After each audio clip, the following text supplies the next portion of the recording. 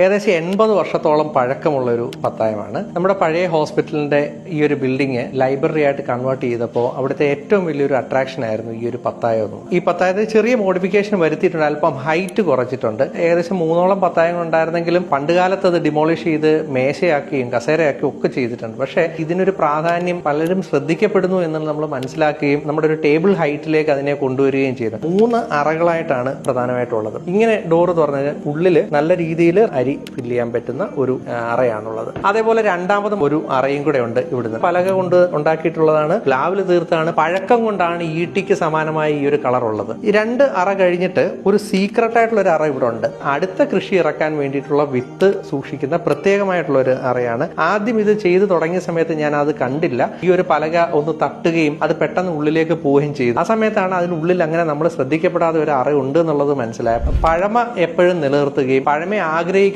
ഒരു പറ്റം ആൾക്കാർ ഇതിനെ പ്രത്യേകം ശ്രദ്ധിക്കും. നമ്മളിപ്പോൾ നോക്കിക്കഴിഞ്ഞാൽ അതിനോടൊപ്പം കലപ്പ ഇവിടെ കാണുന്നുണ്ട്. ഇതെല്ലാം ഇവിടെ നമ്മളൊരു ഡിസ്പ്ലേയിൽ വെച്ചിട്ടുണ്ട്. പുതിയ ജനറേഷനിലെ ചില കുട്ടികളെയൊക്കെ കൊണ്ടുവന്ന മാതാപിതാക്കൾ ഇത് എന്താണെന്ന് കാണിച്ചു കൊടുക്കുന്നത് വളരെ രസകരമായിട്ടുള്ള ഒരു അനുഭവമാണ്. ചില ആർട്ടിഫാക്ട്സ് കായൽവാരത്ത് ഹോസ്പിറ്റലിന്റെ ക്യാമ്പസിൽ ഈ ഒരു ലൈബ്രറിയിൽ നമ്മൾ വെച്ച് ആൾക്കാർക്കൊക്കെ ഒന്ന് കാണാനും പ്രത്യേകം മനസ്സിനൊരു വലിയ കുളിർമയും നോസ്റ്റാൾജിക് ഫീലിലേക്ക് പല ആൾക്കാരിലും എത്തിച്ചേരാനും അവരുടെ ചിന്തകളിലും നഷ്ടപ്പെട്ടു പോയ കാര്യങ്ങളെയും ഇവിടെ കാണാൻ കഴിയുന്നത് അതൊരു വലിയ നേട്ടമായിട്ട് തന്നെ കണ്ടുവരുന്നു. ഈ ആയുർവേദത്തിലെ ഇന്ന് കായൽവാരത്ത് ഹോസ്പിറ്റൽ തലമുറകളായിട്ട് നിലനിർത്തിയിരിക്കുന്നത് പോലെ തന്നെ ആർട്ടിഫാക്ട്സും ഇവിടെ നിലനിർത്തുകയും പ്ലാറ്റ്ഫോമായിട്ട് ഈ സ്ഥാപനവും ഈ ലൈബ്രറിയും ഇതുപോലെ തന്നെ നിൽക്കുന്നു എന്നുള്ളത് ഏറെ സന്തോഷകരമാണ്.